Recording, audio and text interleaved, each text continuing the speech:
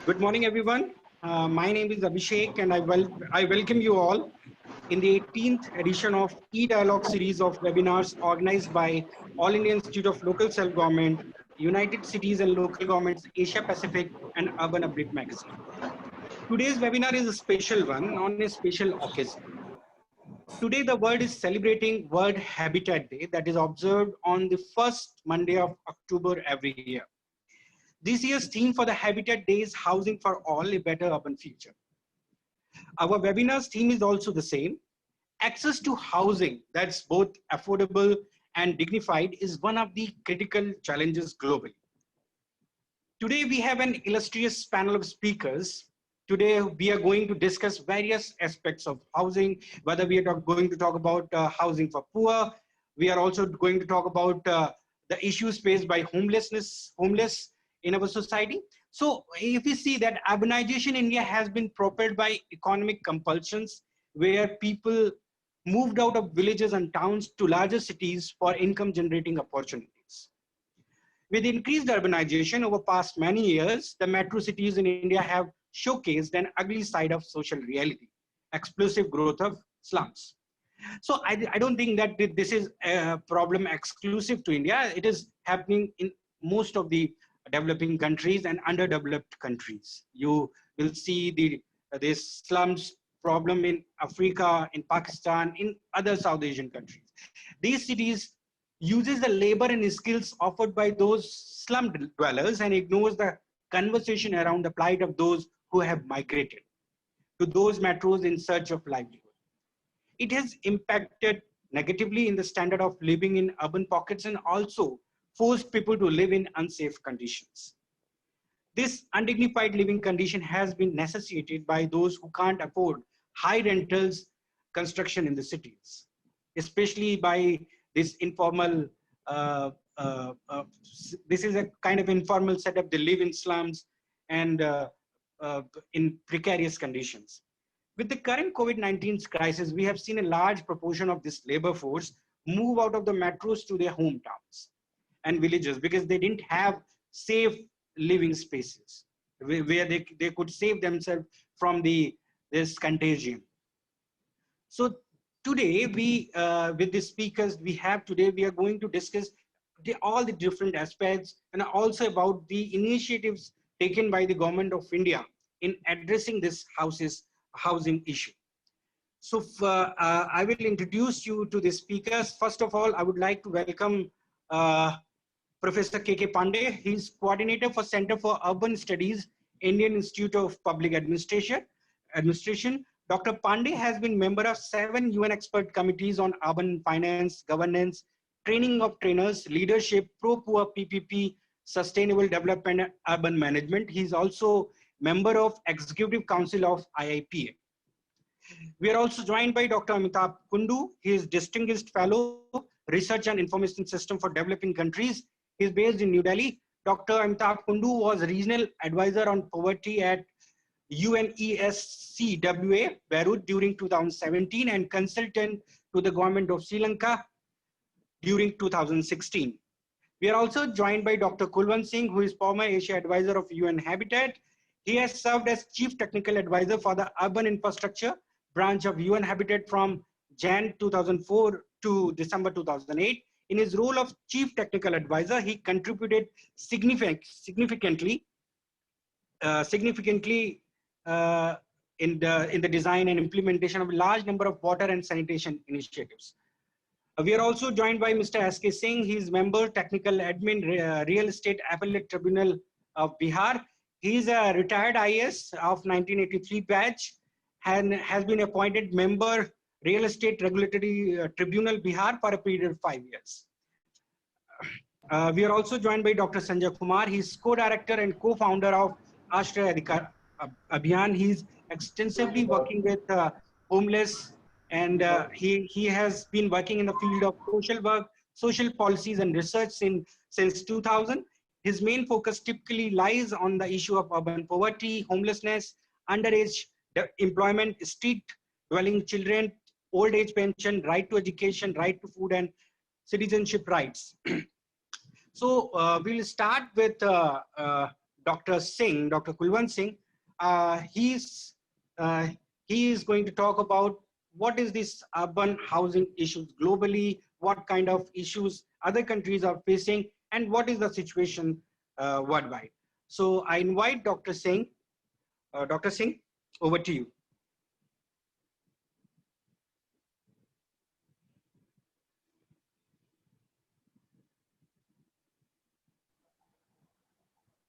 Can you hear me? Yes, I can hear you, but I can't see you. Okay.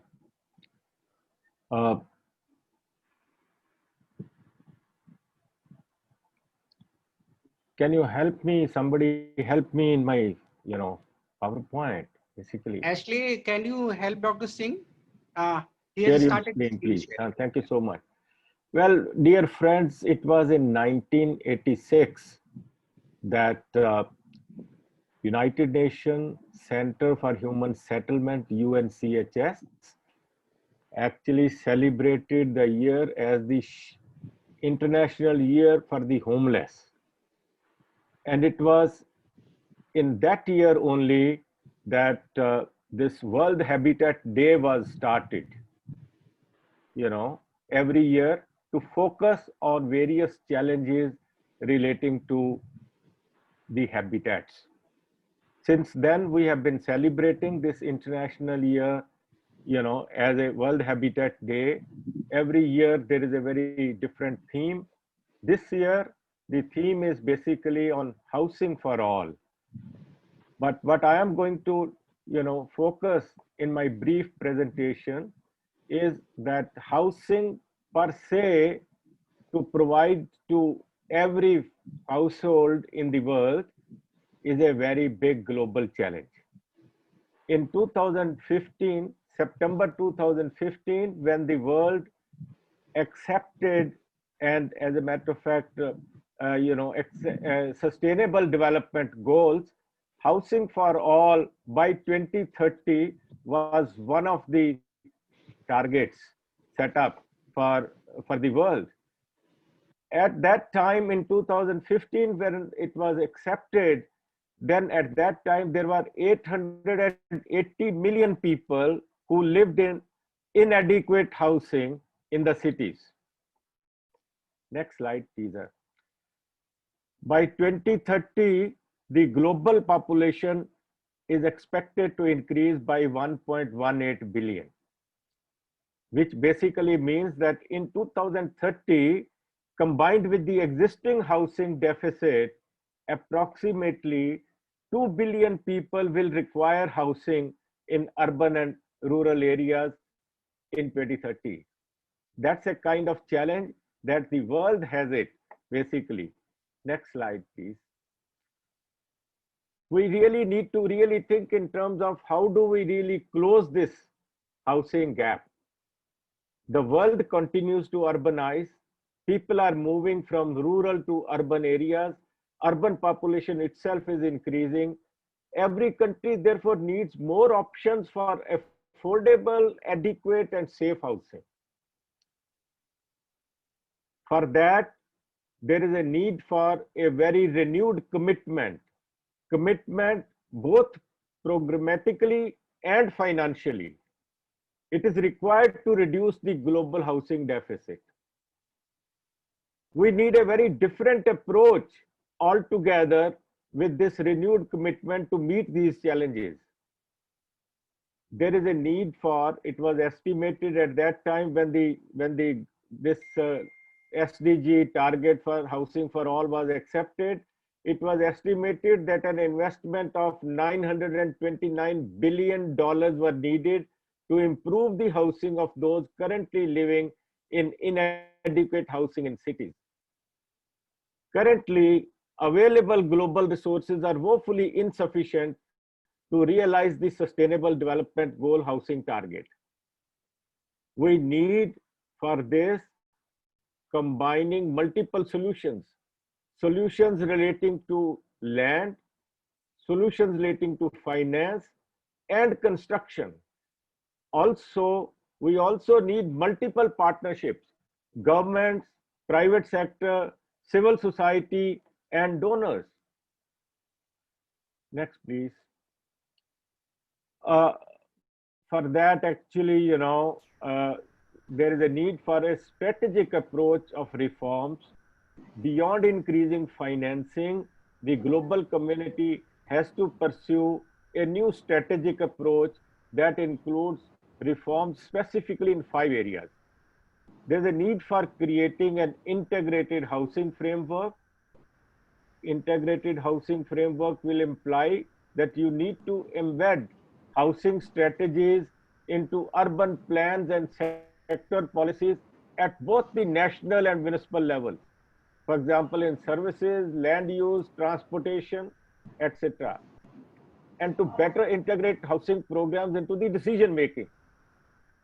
We also need to adopt an inclusive approach, support participatory processes and fair housing policies, and address housing for vulnerable and social needs groups. There's a need for expanding affordable housing, improving affordability of home ownership, subsidizing low-income households to rent or own adequate housing, expanding and improving the affordable housing stock, and then further on, improving housing conditions, which basically means improving habitability, protection from natural elements, hazards, diseases, floods, etc. in urban and rural locations both. Access to basic services, which are so very essential. House is not 4 walls and a roof. It's much more than that. Water, sanitation, lighting, electricity, garbage disposal, etc. There's also a need for legal rights to secure tenure. All these are very important. And lastly, upgrading informal settlement, supporting neighborhoods, upgrading programs, and incremental housing in informal settlements. Next, please. We have to implement housing action plans.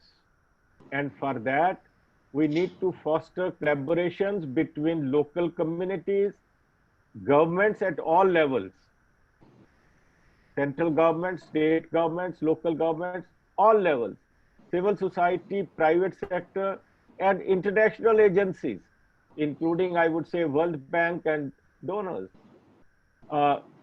World Bank at a point of time was financing housing in a very big way.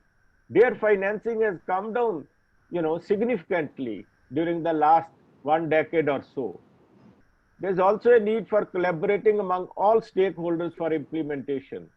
Role of governments at all levels in creating enabling environments for housing policies and legislations, and in ensuring the right to adequate housing for all. Role of civil society is very critical, I would say that. It is equally important that private sector plays the basic essential role in mobilizing resources for supplying a menu of housing options.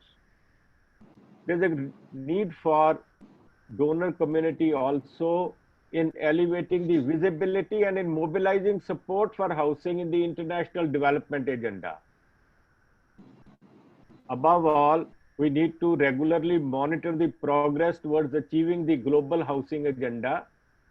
We need to embed housing-related sustainable development goals into strategic national goals enforced by monitoring and evaluation systems at the national and local levels. And that's what Government of India has done in a significant way, which I think, there is a Prime Minister's Housing for All program.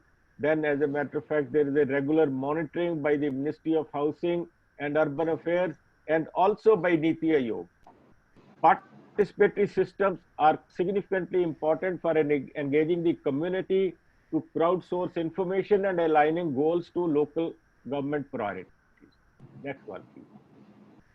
I'll just briefly touch upon the scenario so far as India is concerned. I will not go in greater detail because there are other panelists who are going to speak in much greater detail. Stock of urban housing has been no doubt rising consistently over the decades, with the number of households increasing, resulting in substantial reduction in the aggregate deficit to about 0.39 housing units. Share of housing in India's GDP is over 10%. It's a very important sector and it's a growth escalator, very particularly in the current scenario, where as a matter of fact, real estate needs a big support. Next one. Next one. The challenge of urban housing, mainly, I'll not go in a greater detail, but I like to say that the technical committee headed by Professor Kundu estimated a shortage of 18.78 million units in the country. But there is a disconnect between what is produced and what is demanded. There's a complex situation which underscores the need to create conditions for its elimination. On one side, you have almost like 19 million housing shortage. On the other side, you have 11 million houses which are lying unoccupied. So there is a kind of mismatch and there is a disconnect somewhere. There's a need for low affordability levels. Income distribution is such that it excludes close to 40% of urban households from their ability to purchase an affordable housing market. There's a high cost of urban lands and construction. So those are the kind of issues and problems. Next one, please.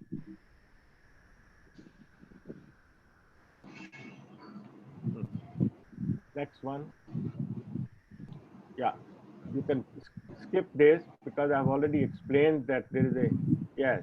And I like to more or less, this is the last slide. I like to say that Government of India's response to the challenge of urban housing has been there from time to time. When we started basically in 1988 with a national housing policy draft, which was finalized in 1994, which was further revised in 98, then it was further revised in 2007, where focus was on land for EAWS and LIG groups.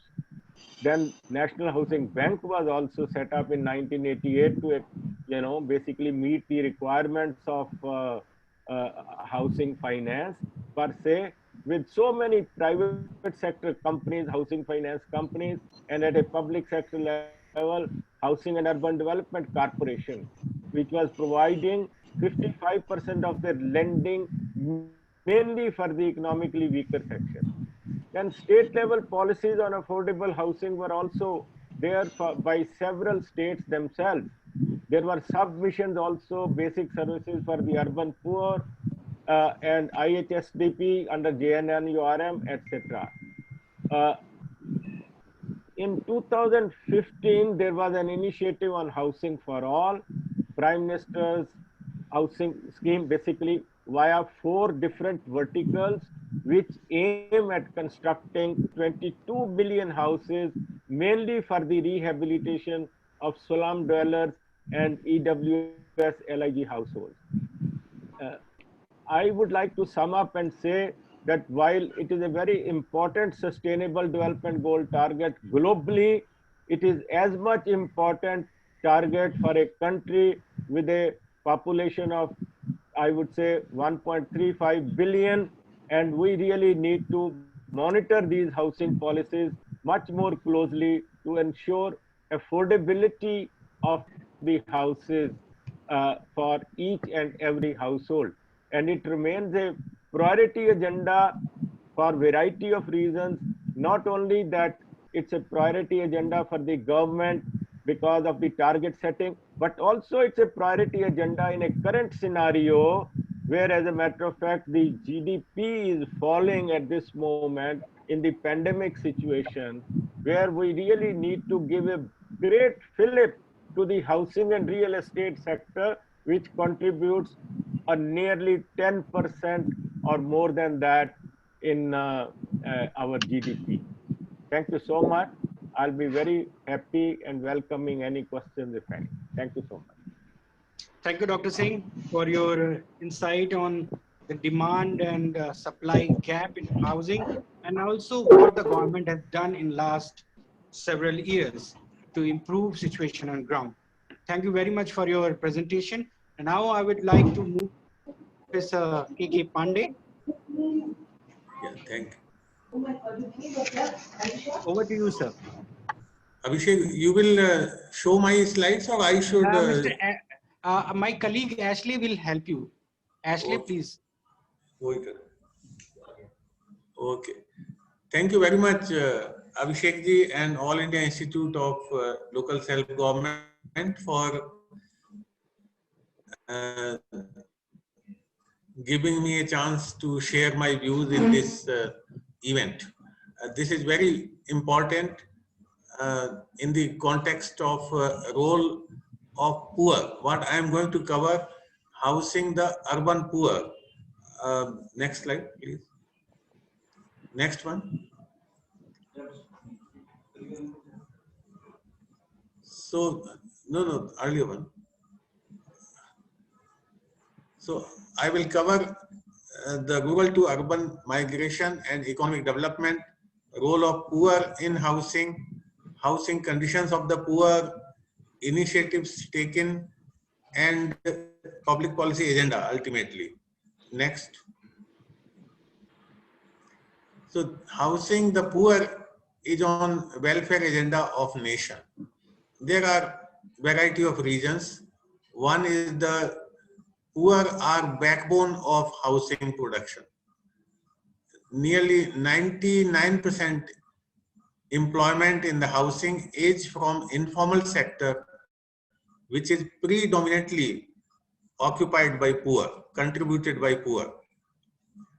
Housing adds one more jobs.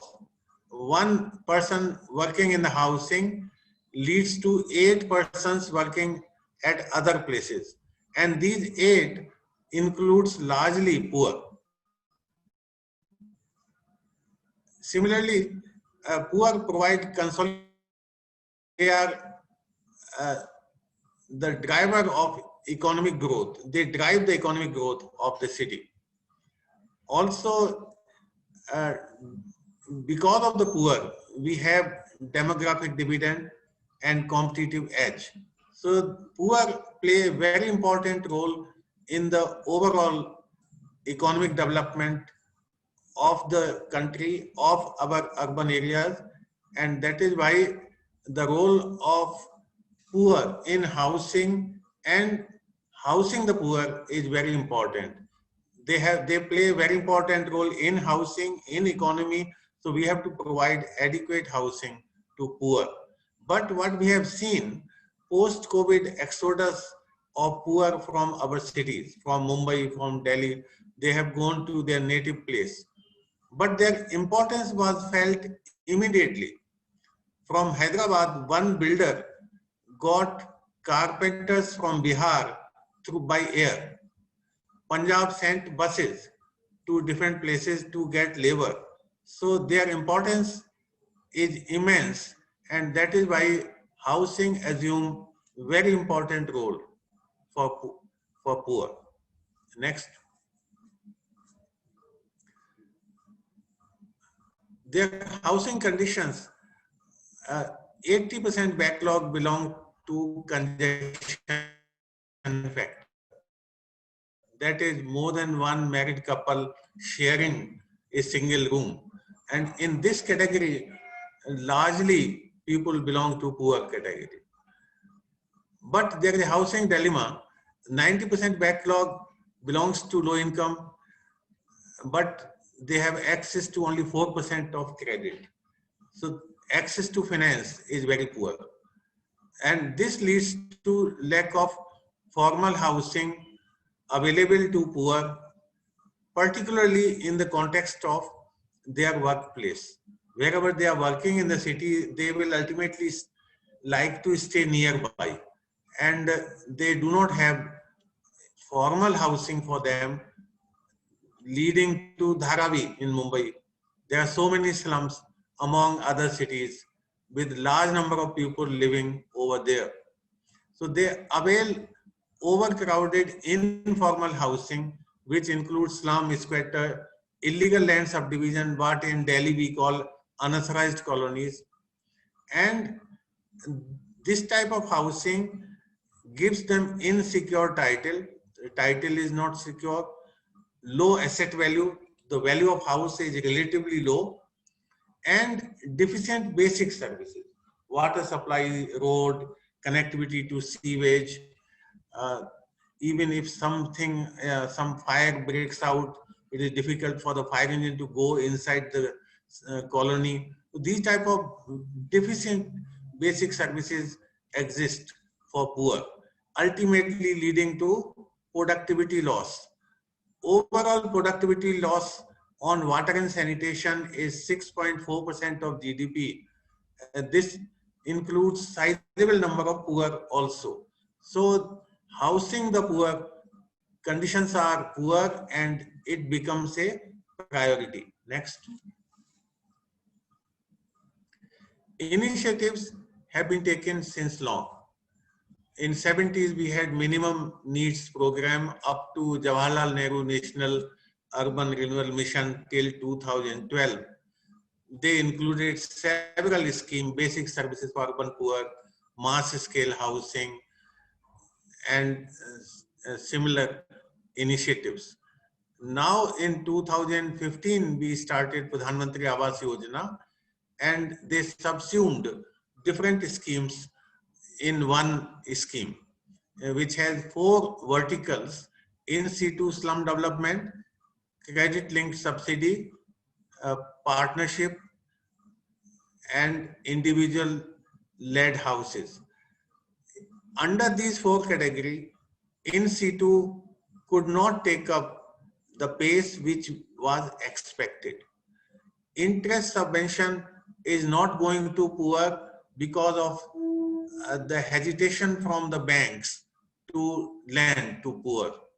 Partnerships are also not accessible to poor because private sector is largely serving the middle and high income group. Is speculative demand, and individual houses are also not taken up by poor for upgradation because of their problem of tenure, finance, and the norms in the formal system. Rental housing has been started by the government, which is a good beginning, but this can succeed only if employee housing, the employers are motivated to promote rental housing, then at least one large segment of poor can be accommodated. Particularly when we talk about building construction workers, Building and Other Construction Workers Act of 96 has not been able to do what was expected from the act. Next. This act had a provision of cess, and in India we have collected nearly 40,000 crore as cess on building construction on real estate developers. Out of that, 30,000 crore is unspent, is not utilized for the welfare of the construction workers for various reasons.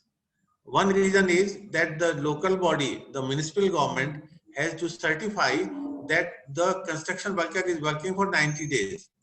And no builder wants to do that, because if they do, then they have to give provident fund and other facilities, insurance, etc. So this money is huge money which is lying unspent. In Maharashtra, they could spend only 10%. Half states have spent less than 25%. So this is a very important aspect of public policy agenda to effectively use the act or modify the act if necessary.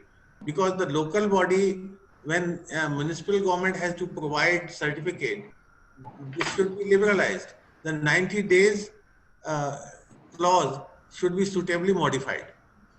In situ development needs to be taken up in a revenue model.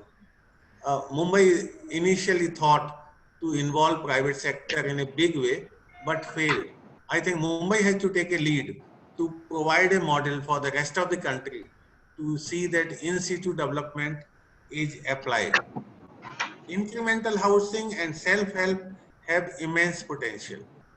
But we have to take up the renewal and tenure issue in the illegal land subdivision to promote incremental housing. Otherwise, it will not be possible uh, unless we deal with the tenure, finance, and norms of the urban development. Infrastructure upgradation is equally important, particularly in that congestion factor where people are living, how the infrastructure can be upgraded. This needs to be in the policy agenda, and monetization of land should be used to cross-subsidize the cost of the infrastructure. And National Housing and Habitat Policy 2007,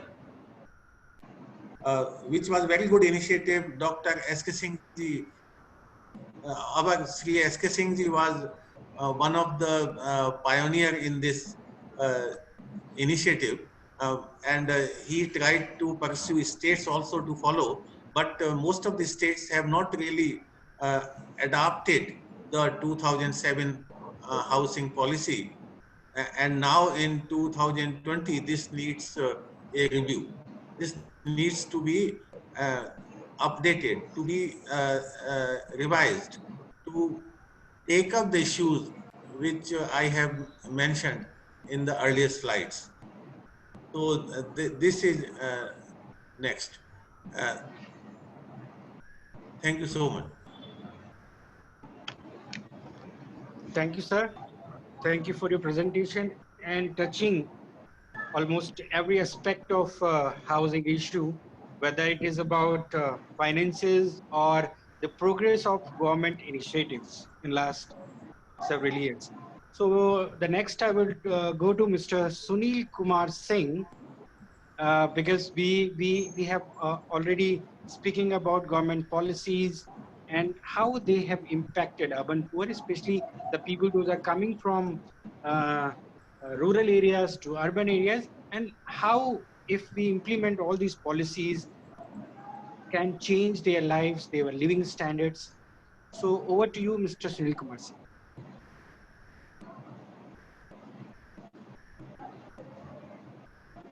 Sir, you are on mute. Please unmute yourself. Am I audible? Yes, sir. No. Good morning to everyone, fellow panelists and the viewers. It's my privilege to be here on this World Habitat Day. I will go back to the 1976 when the concept of the more housing for the poor was conceived through Parliament by making a legislation in the name of the Urban Land Ceiling Act, where no one was permitted on the pattern of the Rural Ceiling Act, which was enacted in 1970. By the 1976, Urban Ceiling Act was enacted by the Parliament on the recommendation of two state legislatures, Haryana and Punjab, by which if any town has population more than 1 lakh as per census of 71, then no one can have land more than 500 square meter. And it was conceived that 2,20,000 hectares will come under the domain of the states and they will construct housing for the poor. But coincidentally, when it was reviewed under the Urban Ceiling Act, out of 2,20,000 hectares which was conceived, at the second stage of the exemption, it was 50,000 hectares, and by the last end, only 90,000 hectare land came to the discretion and under control of the state government through municipality. And when we started getting knowledge about this 19,000 hectares and where the houses for the urban poor have been constructed, probably not much data could have been achieved. By 1998, it was conceived probably the objective by which the Urban Ceiling Act was enacted could not achieve. Therefore, the idea came whether can we repeal the Urban Ceiling Act, and under Article 252 of the Constitution, where on the state subject, Parliament can make an enactment if the two state legislatures request to that effect to the Parliament, and it was the Haryana and Punjab. Coincidentally, this act of the Urban Ceiling Act, which was enacted on the recommendation of two states was not in force in these two states because none of the towns in these two states had population more than 1 lakh by 1971 census. So these two states subsequently made recommendation to the national government that this act needed to be repealed. And in 1998, Urban Sealing Act was repealed. And at the same time, 1998, National Housing and Habitat Policy was enacted. At that time, there was a shortage of 33 million, both for the rural and urban. And it was conceived that once we repeal the Urban Sealing Act, then these builders and the real estate developers, they will construct the houses. And once they construct the houses, then certain percentage will be earmarked for the poor. Not less than 25 to 30% of the FAR, poor area ratio, will be constructed for the housing for the poor. And it went on. But by the time 2000, in fact, I was the young director in 1998 when late Rajiv Fowli was the minister for the urban. He conceived the idea of the repealing Urban Sealing Act and bringing National Housing and Habitat Policy. By 2006, again, a committee was constituted under chairmanship of the Professor Kundu, who was a professor of JNU, and it was recommended that there is housing shortage in the order of 24.7 million. And out of 24.7 million, 98 to 99% housing shortage only for economically weaker section or lower income group. And it was conceived that now the time has come, then we should have a separate housing and habitat policy for the urban sector. And in 2007, I had the privilege of being the Joint Secretary Housing Government of India. The cabinet approved a new national housing, urban housing and habitat policy agenda, which was affordable housing for all.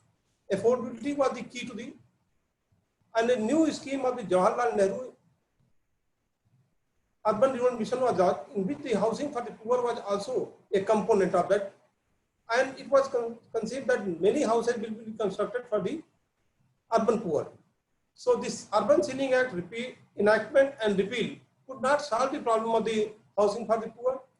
And same time, the new National Urban Housing and Habitat Policy advocated that more involvement of the local bodies, private sector, provincial government and state government giving the financial support in the form of the interest subsidy for the housing for the urban poor. Coincidentally, interest subsidy for housing urban poor, which was conceived at that time, could not succeed much because once you give subsidy, the basic problem for the urban sector is that these poor do not have the land, and mortgage of the land is basic key for getting access to the loan. And many of the banks, although they were on the receptive side, not agitate before Government of India that unless you give the right land, they cannot give the loan to the poor. So interest subsidy for housing the urban poor could not succeed that level, and the money allowed at that time, it was a loan up to only 1 lakh, out of which interest subsidy was 5%. That means about 17 to 80,000 rupees will be given subsidy to the urban poor. A concept at that time came somewhere 2011 or 2, that once we give the property right to the urban poor, these urban poor, they will accumulate some wealth by their labor or accessing to the housing finance companies or some private sector, they will be able to construct the housing. And a new scheme was conceived in the name of the Rajiv Awas Yojana. A model legislation was made, which was submitted to the state government that unless they enact this legislation, they will not be made available the resources by the central government. Somehow, the success story of the Rajiv Awas Yojana could not be much there. And at that time, since the private sector involvement was conceived at that time, it was felt that unless the real estate is properly regulated, the private sector can play havoc in the. Therefore, new draft was enacted in the name of Real Estate Regulation Bill, which was introduced in 12, which was subsequently approved in 16. A new law for regulating real estate has come to regulate the private sector, who are expected to play a major role in the housing sector. Housing, as we say, it basically contributes to GDP. About 285 other sectors are involved with the housing, and if we want to invest in housing, total economy can be revived. So new scheme was conceived. Meanwhile, way back in 2007, either Professor Kundu report at that time, 2006, 24.7 million housing shortage was there. Subsequently, when he revisited the housing shortage, I think it was in the order of 18 or 19 million. It was conceived that once we are able to address, but there are millions of houses which are put in lock and key by the different people. They are available, but they are not giving access to the houses to other people. Major reason has been that rental law, which was conceived during the British period, that was tilted too much in favor of the tenant. 2007 or 8, we conceived that rental law should be modified, suitably amended. With the support of the National Law University, Delhi, we drafted a model law where it was more balanced between the landlord and tenant, and it is made so, expected that all the houses which are put under lock and key by different people, they will be made available to the nation, and the different tenant can take advantage of that. We understand the government at present will amend the rental law, because in Delhi also, some of you are staying at Delhi, many houses in the old Delhi are even Connaught Place, and these rental laws advantage has not been taken by the poor. They have been primarily taken by the people who are from upper middle class. They in the Connaught Place area, which is one law which has been amended, assented by President of India, could not come into force, and the advantages are not being taken for economically weaker section or lower income group. So amendment to the rental law is very essential for bringing more housing to the people. Now, rental housing construction by the government is a real challenge, because once you are constructing the rental houses, basically the houses must be made available near to their workplace. Unless you make available to their workplace, these rental house advantage cannot be taken. Access to the basic sanitation, access to transport, access to health, access to education is essential for the rental housing. So now time has come that rental laws need to be reviewed, and houses, if they are to be constructed in the form of rental houses, they must be constructed near to their workplace, unless the scheme may not succeed the way it is being conceived. Now these are essential. Now one point, the Supreme Court judgment, which my fellow panelists would like to speak there, the order has been passed by Supreme Court where most of the people who are living in this slum, they must be evicted.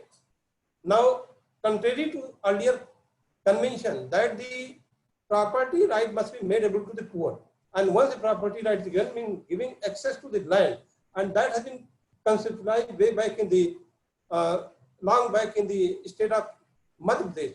If that can be conceptualized, revisiting and in a different form of giving property right, maybe probably one of the solutions for addressing housing for the poor, because the builder-driven the housing constructed activities are not able to suffice the work for the poor. What in the real estate sector, now I'm not part of the government system, I'm part of the judicial system now, but whenever we are seeing any proposal which is coming, that is not for the WSLIG, that is not for houses for the poor.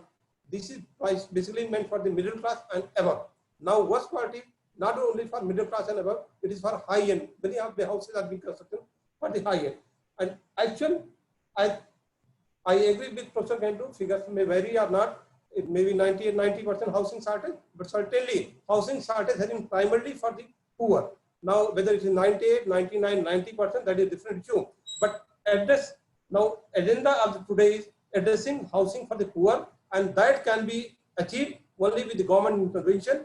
And unless we are able to strengthen the financial support to the local bodies, and local bodies as on day to day in the countries are not involved in the housing for the housing for the poor, because they are devoid of the resources, and financial devolution, which is conceived under the State Finance Commission or under 280 of the Constitution, by giving more resources to national state government, is not being moved to the urban local bodies. Unless local bodies are getting enough resources and they are involved in the housing construction for the poor, agenda for the housing for poor will not be done. This is my brief, and I'm starting again. I gave a brief 1976 onward till 2012 when I was part of the government of India. Now again I'm in the sector. but in different capacity, housing, the real estate regulator appellate tribunal. But housing for poor is a basic. I have been differing with my friend Professor Kundu, that 24.7, and in fact, we were feeling that he was on higher side, and he revisited, and I think he modified it, and now the housing for shortage, I think by 12 or 16, he assessed housing for the urban poor shortage is in the order of 18 to 19 million. Now, agenda for the, and I will admire Professor Kundu because we submitted this report in Parliament not less than 100 times.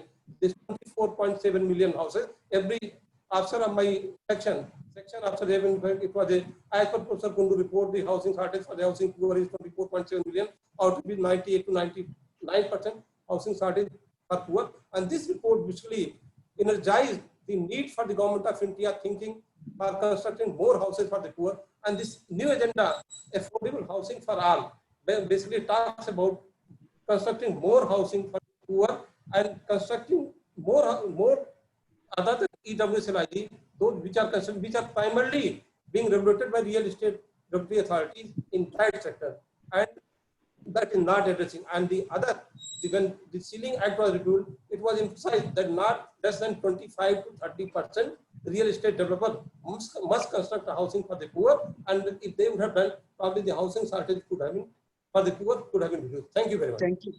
Thank you, sir. Thank you so much for your insight and giving us overview how the government policy shaped and helped shaping us the initiatives taken by the government of India, whether it is about rental housing or these housing for all scheme. So now we would like to invite Dr. Amitabh Kundu. He has been extensively working, and maybe he is also, we can say that he has submitted many reports to the government.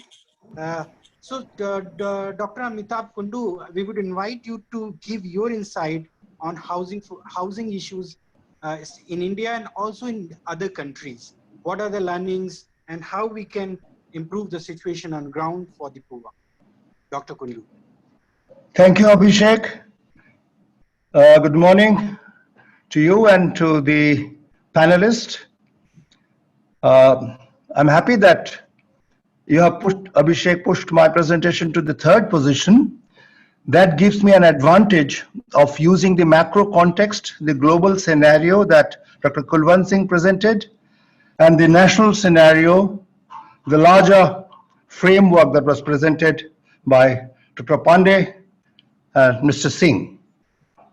That would enable me to really focus on the specific components of the housing strategy in India. I'm restricting myself to the urban housing, and find out what has gone right or what has gone wrong, and what could be the specific roadmap to achieving housing for all by 2022, which is a very, very ambitious target against the global target of achieving the same goal by 2030. I must say that with this ambitious goal of housing for all in the board and at the national and the global level, there are expectations of different groups of population, different vested interest. In India, when the program was launched in 2015, and with a lot of fanfare announced in the Joint Parliamentary Committee, obviously there are different interest groups that looked at this in different ways. The most important group, to my mind, the most important vested interest was that of the builders, the real estate people. For the last 10 years, they were expecting the bubble to burst. The housing prices had gone very high. They were apprehensive that this may burst any time. But with massive investment coming, in fact, KPMG estimated that there will be $3 trillion of investment coming in India over the 5-year period. Obviously, they expected that now the housing market will be stabilized, and 1/3, can we go to the next slide, please? The total investment expected from the government was 3 lakh crore, which is 3 trillion rupees, which was about 15 to 20% of the total investment which was expected in the housing sector. So everybody, they're dealing with the real estate, felt that yes, now the housing market is stabilized. On an average, there will be subsidy of 150,000. In India, we call, 1,50,000 rupees. Under slum rehabilitation program, there are 4 verticals. Already Dr. Pandey and Dr. Singh specifically have talked about it. 1 lakh was the subsidy to be given under slum rehabilitation for each unit, which will be done through public-private partnership. Land would be used as a resource. Under affordable housing, which is public-private partnership, and beneficiary-led construction, the subsidy amount was even higher, 1,50,000, and the maximum subsidy was coming for credit-linked interest subsidy, which is a directly central sector scheme. Unlike the other 3 verticals, which were centrally sponsored, this was carrying the maximum subsidy of 2,30,000 rupees. We can clearly see that, as Dr. Kulwant Singh, Dr. Pandey, Dr. Singh was mentioning earlier, to some extent focus was on incremental housing, sites and services, participatory approach, but now we could clearly see that the focus is on building in the builders, formal housing. We move from informal to formal approach in the housing sector. Can we go quickly to the next one? I want to just give the macro context. You see, Dr. Kulwant Singh talked about 22 million at that time. Yes, 20 million and 22 million was the figure which was being talked about in the ministry. Although our committee technical group had suggested about 19 million, I was wondering why the figure was pushed up. But I understand there was a strong private sector lobby which wanted to say, yes, housing needs massive investment. KPMG had given a figure of urban shortage of 50 million, and many private research agencies had placed the figures even higher than that. There were criticism of our technical group that how come the housing shortage came down from 24.7 million, which we had estimated, our committee had estimated for the 11th plan, to 19 million, 18.8, because the methodology, I think Dr. Singh talked about it, assumed that the shortage must go up over time. This is absolutely nonsense. I think Dr. Kulwant Singh's figure also showed that the growth in the housing stock during 2001 and 11 was much higher than the growth in urban population or growth in the number of urban households. So the estimate certainly was much higher when they talked about 22 million or 20 million housing shortage. Please go to the next one. But the realism came in. The government asked the state governments, can we go to the next slide, please?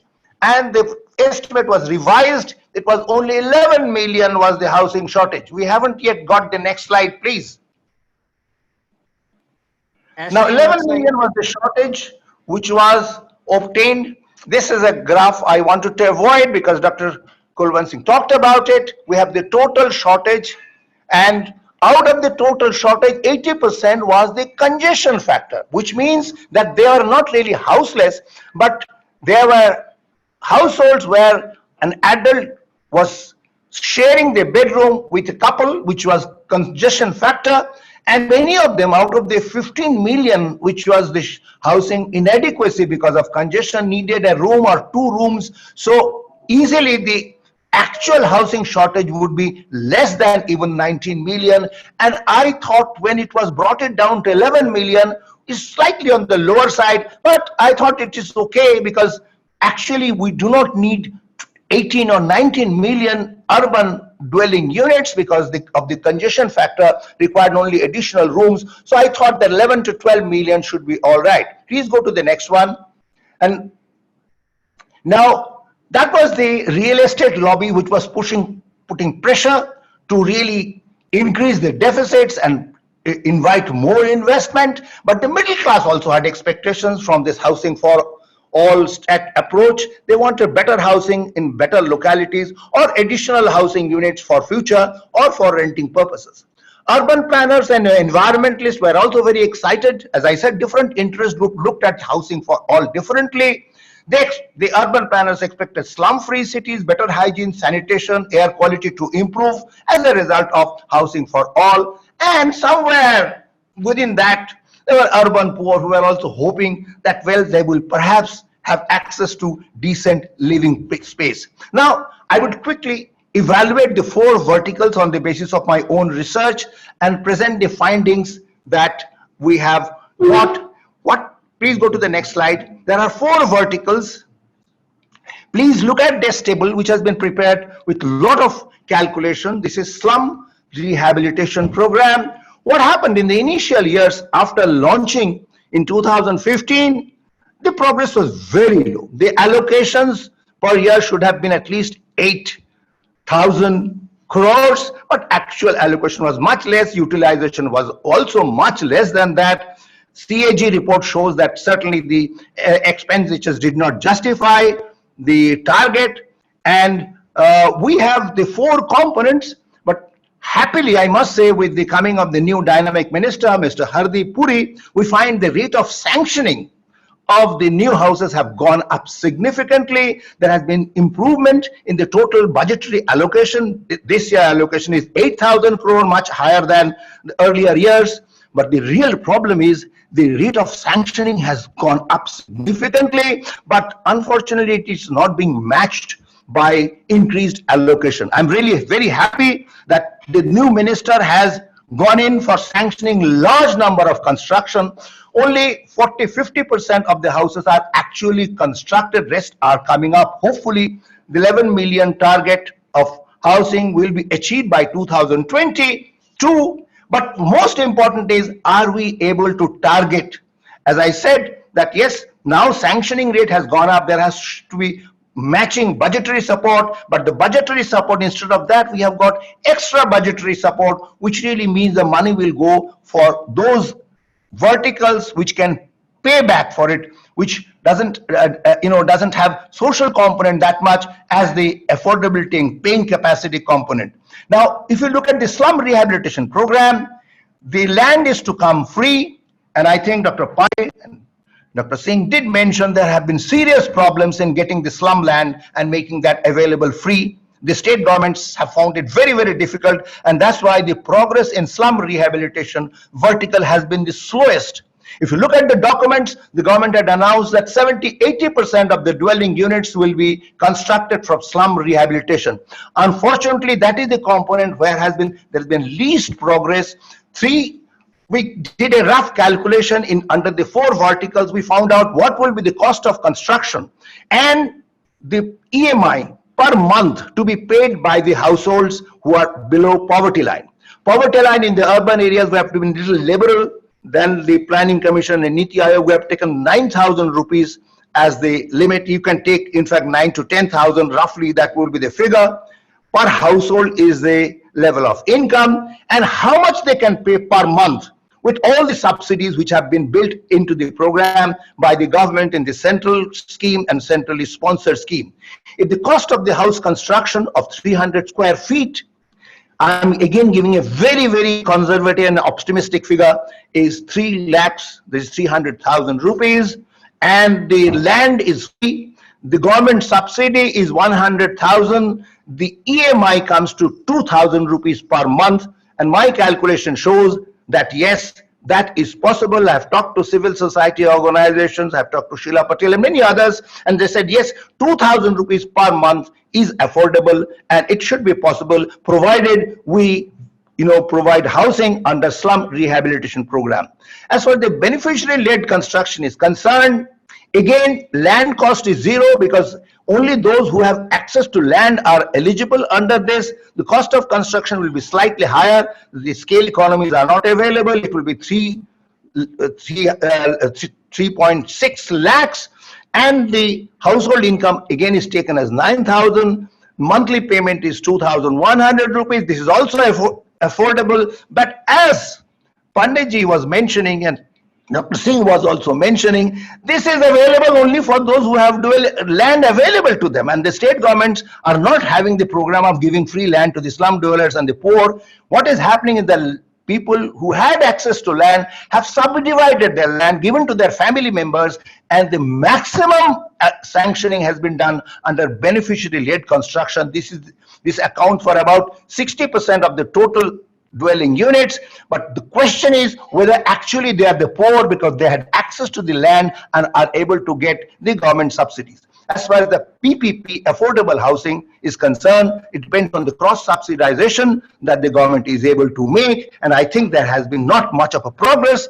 7.5 lakhs would be the total cost of the dwelling units.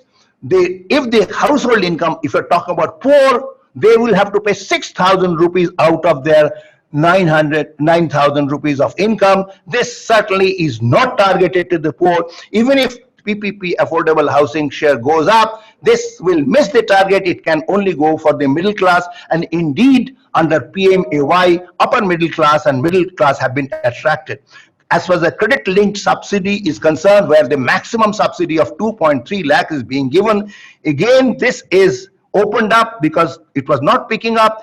MIG 1 and MIG 2 middle income group have been brought in, and their income level could be 20 lakhs, or even in many states 50 lakhs would be the income limit, because they have been very relaxed about it. Even the built up area, there have been very many relaxations, and many of the middle income households have availed this subsidy of 2.3 lakhs to buy the vacant houses that Dr. Kulwant Singh was talking about. 11 million houses are vacant. These houses are finding a market. So the real estate people are very happy about it, because under credit linked subsidy, massive subsidies are available to the upper middle class. They can get that subsidy and buy a house costing 50 lakhs or 70 lakhs and still can avail the subsidy. So certainly the last four the last two verticals are not being targeted to the poor. They will achieve the total construction of 11 million in the urban areas, but for the first one, which is really targeted to the poor, we are wondering whether the objective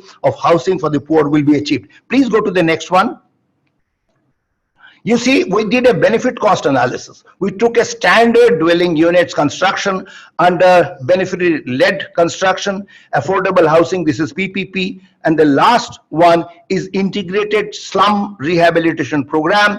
We took a standard dwelling units of 300 square feet constructed, not individually, but in the scale that they are being actually constructed. We looked at the social benefits because of education, health, and also the medical expenditure, which will go down. We calculated the benefit cost ratio. This is for Copenhagen consensus. We took these three verticals and we found out the total benefits and total cost, benefits and costs in lakh of Indian rupees. Benefit cost ratio tells what is the advantage of benefit over the cost. You do find that at three different discount rates, we have done a sensitivity analysis, and you do find that the benefit cost analysis under integrated slum rehabilitation program, which is the last row, shows much higher benefit cost ratio as compared to the beneficiary-led housing and affordable housing. Basically, the point that we are making, that the government was absolutely right that 70% of the dwelling units should be constructed from the slum dwellers, because 90% of the shortage are either for the EWS category or low income category. But unfortunately, government is only fixed on the 11 million dwelling units to be constructed, but they are not that much concerned about targeting the poorest section. The vertical which gives the maximum benefit cost ratio is integrated slum improvement. If I have 2 minutes, Abhishek, I'll just conclude by talking about the slums. Yeah, please, sir, go ahead. Yeah, please go ahead to the next one. You see, Panditji talked about it. In fact, Dr. Kulwant Singh also was talking about the slum dwellers. You do find that there has been under PMAY relaxation of different kinds. Earlier, in 2012-13, when we were associated with the ministry, EWS annual income was taken, upper limit was only 1 lakh. This has been relaxed to 3 lakhs. And in many states, this has been further relaxed. For LIG, the income ceiling has been upgraded, because basically we are seeing that real poor are not having the eligibility to come in. Minimum unit size was 25 square meters. These have expanded to 30 square meters. And at least in 12 states, we found that the minimum unit size has increased to 50 square meters. Loan period has also been expanded. About, as I mentioned, 60% of the sanctioned units are for beneficiary-led construction. We are not very sure that is the poorest who have got it. In order to make the credit-linked subsidy schemes succeed, MIG and MIG2 have been brought in where the maximum subsidy is 2,40,000, very high subsidy, but nonetheless, it is being targeted to the upper middle class. Please go to the next one. As a result of all this, just final 2-3 slides. Just as a result of this, can we go to the next? Now we find percentage of slum dwellers are going down significantly. From 1990, from 55%, it has gone down to less than 25%. So it is absolutely not correct that urbanization is phenomenal. There's urban explosion. This is not correct. We find that there is exclusionary urbanization, rate of growth of urban population in not only India, many of the South Asian countries have gone down significantly. And we do find that the poor are having less and less access to the urban space. The slum dwelling population was estimated to be 95 million in 2011. Actual census showed it has gone up from 63 million to 65 million only. In terms of percentage, there has been a significant fall. Please go to the next one. Please, you do find that the maximum reduction in the slums have been in case of South Asian countries. You see the graphs for all the regions. North Africa, there has been a reduction in all the regions, but you do find that the reduction is maximum in South Asia. So in order to make the cities slum free, I think there are exclusionary policies which are not encouraging slums to come up and also the poor to move in. Please go to the next one. This is the more recent data coming from the ministry. You do find that, you see this box that we have on the left hand bottom, you do find in case of India, slum population percentage has gone down from 55% to 29% within a period of 10 years. This, even if you take the latest figure, it's about 18%. This is much sharper decline as compared to Africa and Asian countries, the other Asia Pacific countries. We find that the statutory towns are only in the focus because the housing programs are only for the statutory towns, but there has been a significant increase in the number of census towns. This is from the ministry's website. We do find the number of census towns have gone up between 2001 and 11 from 1,362 to about 4,000. But these non-statutory towns, which the Registrar General says are much worse than any statutory town, and the entire non-statutory towns, the census towns can be considered as slums, they have been excluded. So my final submission therefore would be that yes, there has been great energy in the housing sector.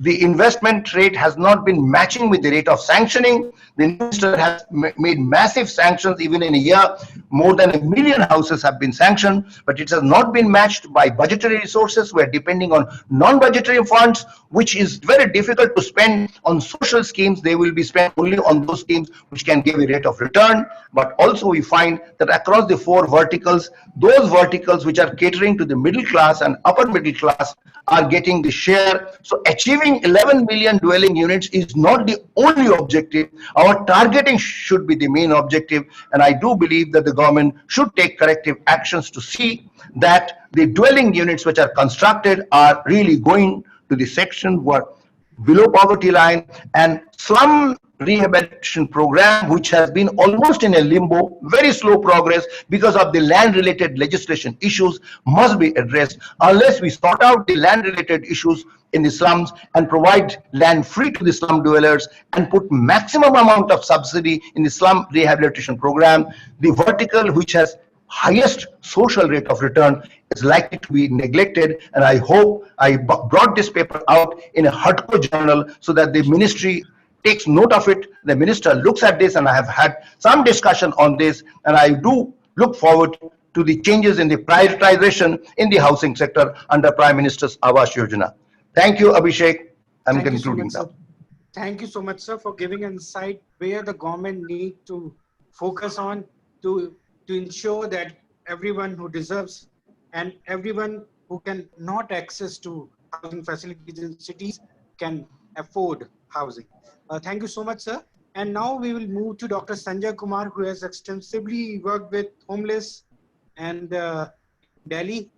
So, Dr. Sanjay Kumar, over to you. And how do you see this the problem for the homeless people in metro cities of India, and especially in the times of COVID-19, many people had to move to their native places because of housing-related issues. Not just housing-related issues, but also the issues related to services being rendered to them, and uh, and the related other concerns they had. So, Dr. Sanjay Kumar.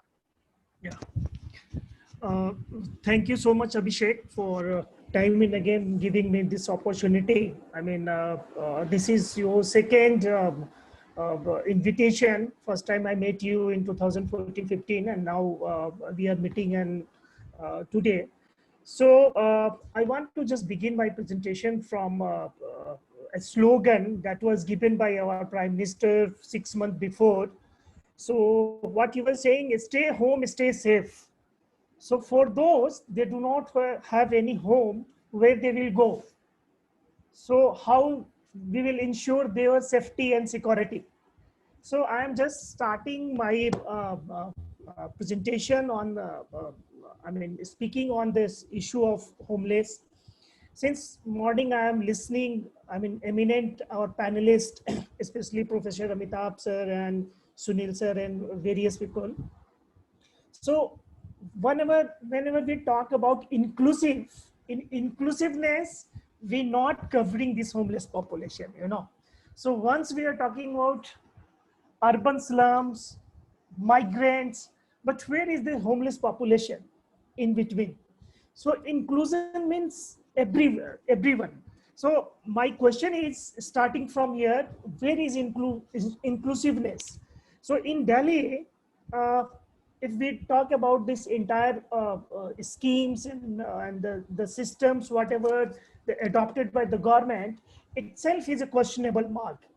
Like in Delhi, there's the department called DUSI, Delhi Urban Shelter Improvement Board. That is basically a engineering department. And the kind of services providing to the homeless is done by the DUSI. This engineering department is trying to nurture and trying to shape the human feelings and all. Because if we have talking about the issue called like homeless, we are calling the services regarding to the homeless. So where they are still away from the housing thing. So they are not in the premises of the housing. They are far away from the housing thing. So how we have to connect with this housing thing is still in the mark. I mean, if I'll start from our requirement, like your topic is to how we have managed urban governance or urban setup in a very beautifully. So that is a very good dream. Once everybody should come inside, if everybody should come inside at least the shelter, then we will able to manage our entire affairs very smoothly and very beautifully. But unfortunately, what is happening, they are not coming inside. Why it's happening? So I was a part of two different census in 2001 and 2011. And both time we were calculated the homeless population in reality and whatever in reflection in terms of in our papers, in gazettes, in census data. So the methodology was adopted by the government and especially the census department, and time was allotted to enumerate this homeless population was not adequately. So number was not coming adequately. So accordingly, if the number is not coming adequately, we will not able to produce or bring any kind of any services and any facilities for that. So, but still, if we talk about the number and population of the homeless population in India, so there must be 1.77 million people who are bound to live their life in a different, without any kind of any roof over there. So in rural areas also has same kind of problem. They are also not getting any kind of any roof over there. In the urban area also, and these things started very rapidly after 90s first half of the 1990. when this new concept was emerged, like especially this urbanization, and urbanization took place after this global phenomena and privatization and globalization kind of thing. So people start coming from in direct migration. And whatever migration we have seen right now, it's called the reverse migration. People are moving back to their own home. So that time people, city has a larger requirement to get cheap labor. So people are getting lot many kind of cheap labor in terms of construction work, in terms of making city beautifully. But whatever this population is giving their contribution to making city the beautiful city, but in returns they are not able to get anything. So in Delhi city in 2001, there were 13 shelters available. So, and I mean, housing, urban development ministry has a policies to provide the housing for the homeless with the sanitation and with the bedding facilities in 1992. And 2005, they were also started providing to provide urban homeless to with the shelter kind of facilities. But unfortunately, what is happening after 2005 to till 2020, in Delhi itself, there is facilities to accommodate only 20,000 people inside. But if you'll go with the numbers, so number would be nearly 100,000 plus. According to the various government departments, their survey is saying for last census is mentioning 47,000 homeless population in the Delhi. But the occupancy and the facilities has created by the government after various direction from the Supreme Courts. Like in 2010, the Justice Bhandari has given a direct instructions to the various government and the state departments to, you have to create at least one shelter for 100 people on 1 lakh population. But in 2017, there is Justice Kailash Gambhir committee has mentioning clearly there is 4 or 5 states has produced their satisfactory affidavit to the Supreme Court on the issue of this providing shelter for the urban homeless and all. And other part, like we have to think about like how they are tackling this homeless issue. So only 2 states in India, like Rajasthan, has come up with a very good policy. This policy has called the shelter policies for urban homeless. Delhi, it's not itself is providing and giving the shelter policies on implementation level so far. Whatever the program and the policy is in the, and the implementation work providing in the name of the homeless, it just comes under emergency and crisis measures.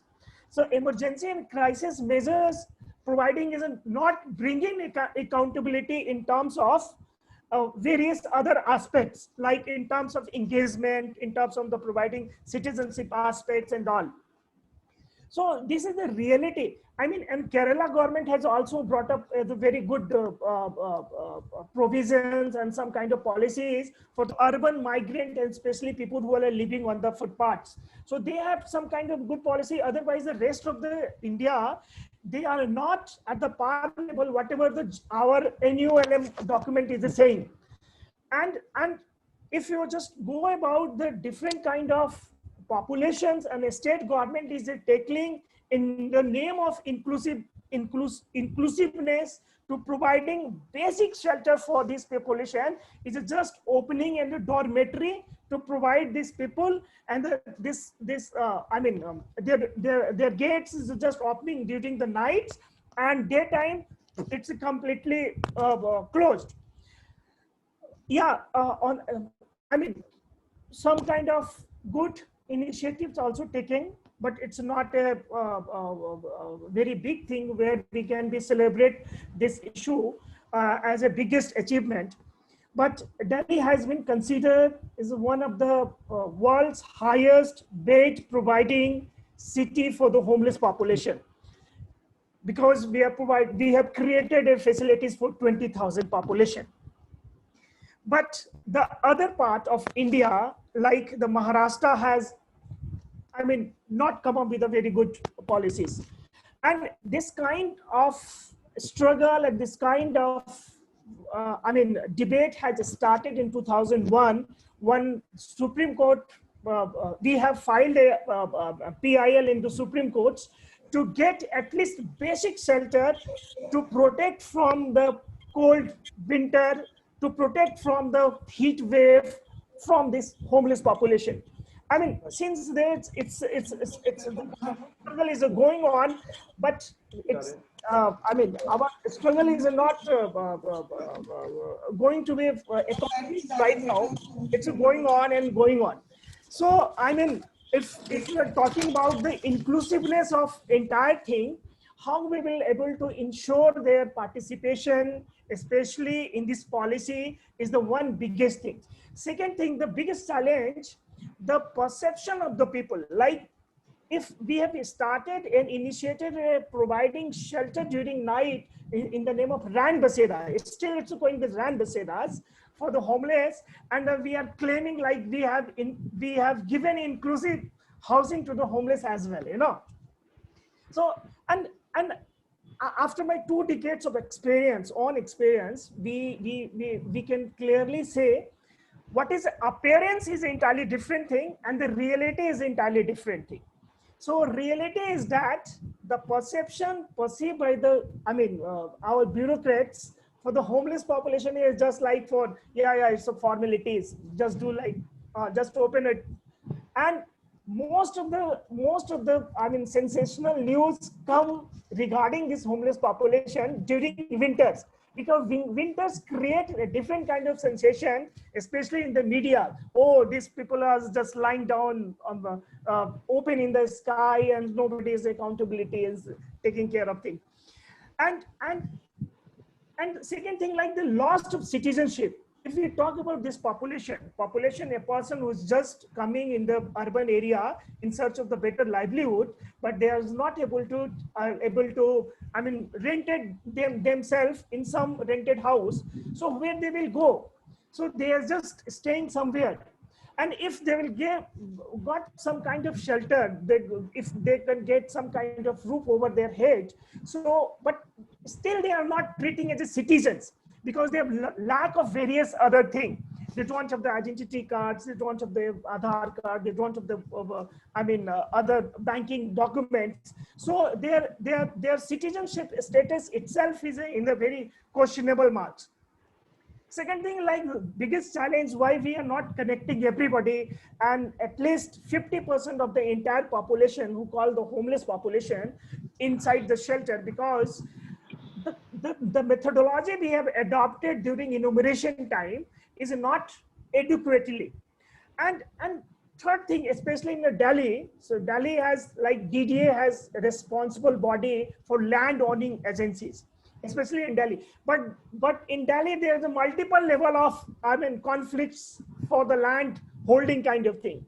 There are various railways is saying something different. So if you have created some kind of shelter on the land of railways, they will go and just demolish it. And if you're talking about, Delhi police has a different kind of jurisdiction. So complications, and this kind of complications also created to not provide a space for the making and creation shelters for the homeless and all. Thank you, Dr. Sanjay. I will stop you here, because I would like to ask some question to the panelists, especially Dr. Kundu. Thank you for your presentation and telling us about how this homeless population is facing difficulties in getting civic services. If you have some additional points to make, you can use 1 minute. After that, I will go to Dr. Kundu. Housing for all. In my words, it's still we have to walk miles ahead. We are not in inclusion. We are including urban population, urban poor population. But in urban poor population, we need to also accommodate at least the homeless population, because they are not very less talkative topic, and because it's also like a seasonal. Sometimes they come and just return back to their home, And this situation also making their situation like more vulnerable. So if we are thinking about the inclusive governance or inclusive management of our urban scenario, we need to also include this homeless population as an inclusive society. Yeah, thank you. Thank you for your insight on this subject. Now I would like to ask Dr. Sunil Kumar Singh. My question to Dr. Singh is that we have listened to all the panelists and distinguished speakers.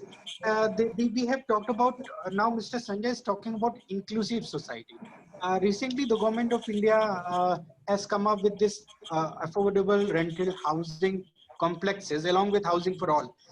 How do you think it is going to change the housing scenario in India, especially rental?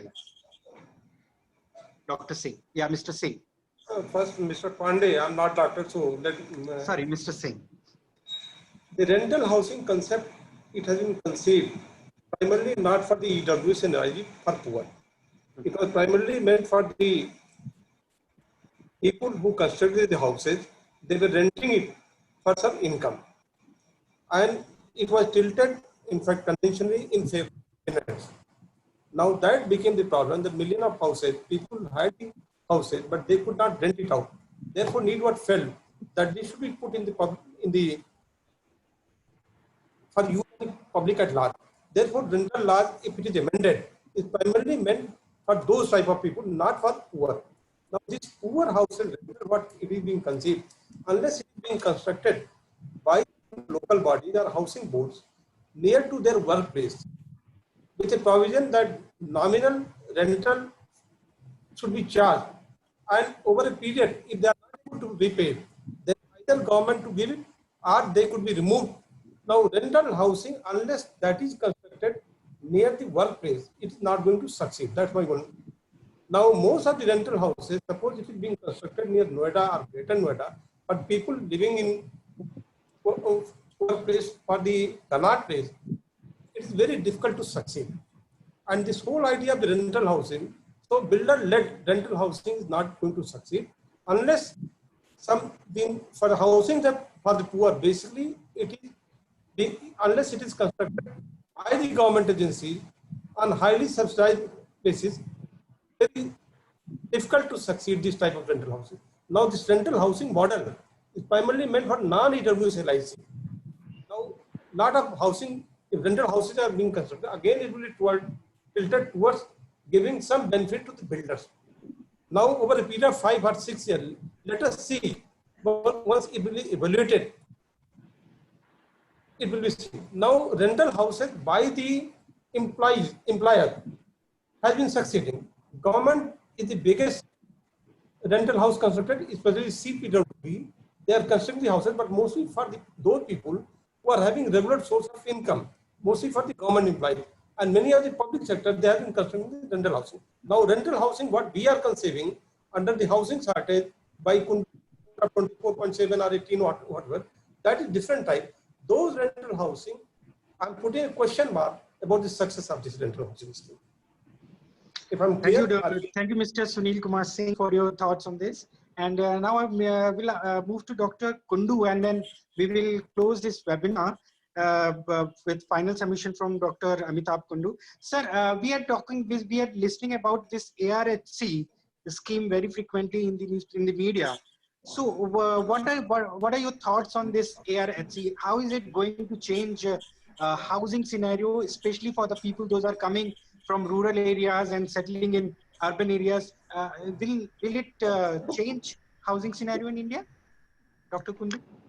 Thank you, Abhishek. Let me briefly make a comment on this rental housing on which Dr. Singh talked about it and has raised a lot of interest in the country in the policy domain.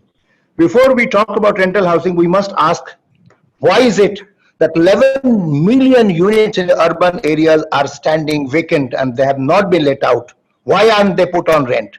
Basically because the housing market doesn't work. Even the middle class doesn't want to give their houses on rent because they know that there can be legal difficulties.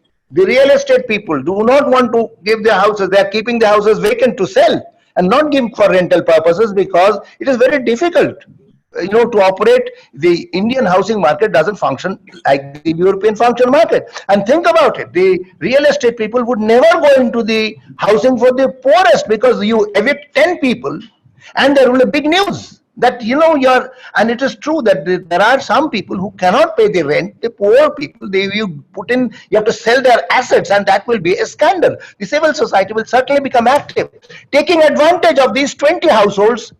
2 lakh households will occupy these rental houses and not vacate. And that is a problem which we have faced in the 50s when we started with the rental housing for the government. I think Dr. Singh was right. When the employer gives the rental housing, then there is no problem, because there are salaries and the pensions and everything is related. Unless you vacate, you don't get that. But for the state to get into at the lowest level for the rental housing, I think that is going to be certainly a matter of challenge. So these issues need to be addressed. Now you're talking about this migration that has taken place from rural to urban areas after the COVID fear. Well, fear has gone down, but the incidence of COVID is now at the maximum. But still, people are coming in. We have promised to the unorganized sector that the future, the next 10 years would be different for the unorganized sector. We have not treated the unorganized sector properly. We need them. If we are unlocking the economy, it is not for the poorest, because they are going to die of starvation. It is because our economy is a mess. We have 23% contraction in our economy. Even the middle class can't hope to get their milk supply and electricity and gas intact if you don't open up the economy. So it is in the interest of all sections to open up the economy, and I think we have to treat our migrant population properly. The code, three codes have been passed for labor codes, and there is a provision for the rural urban migrants. There will be proper registration system. There will be portability of all the benefits. They should have access to the minimum education and health facilities. But unfortunately, the interstate migrants, if you talk about the interstate migration and also now the registration requirement, provide them the basic amenities, they tend to be often exclusionary.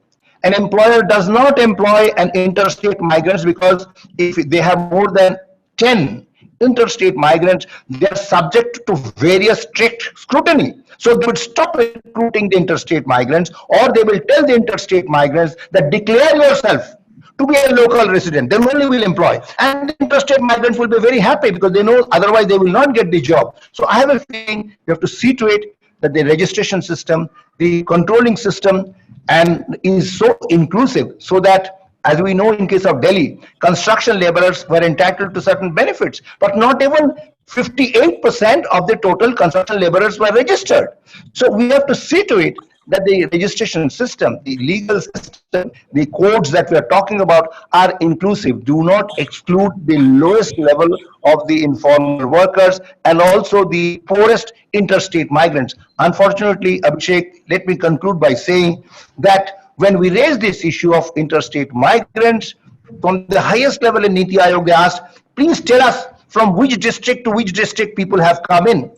Imagine the government doesn't have the statistics of the interstate migrant movement from district to district. And a report coming from Planning Commission at that time in 2014 talks about the database of migrants for 2001 census, not 2011.